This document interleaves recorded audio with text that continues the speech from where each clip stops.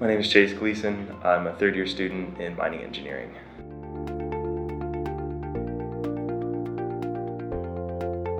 My research was in decreasing energy costs for copper ore extraction and for processing it afterwards. The main goal of the project was to try and find ways to alternatively process the stone afterwards and be able to not use as much energy. The world's going to be using a lot more copper, and we need to find ways to do it better. Undergraduate researchers, the ones that have worked with me, have been on the front lines. Working with Dr. Arnold was really positive because she had a really good idea of where I was at with the program. She was good at taking things slowly and understanding my limitations, but also pushing me to do a lot better. The best thing to understand about undergraduate research, though, is that that's a good time to make mistakes.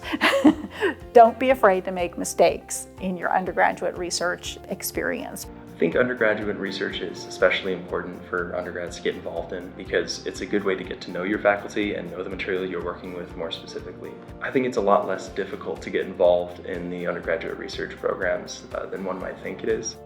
Some of the ways that undergraduates can get involved in research at Penn State include just asking their faculty members in their classrooms, do you have a research project that I can be involved with? Just find people that are doing research on topics you want to be involved in, and more often than not, people are going to be open to letting you be a part of it. I think the biggest personal gain was getting a bunch of hands-on experience working with material. From there, it translates to so many other things, and it was the first step of many into having a successful career.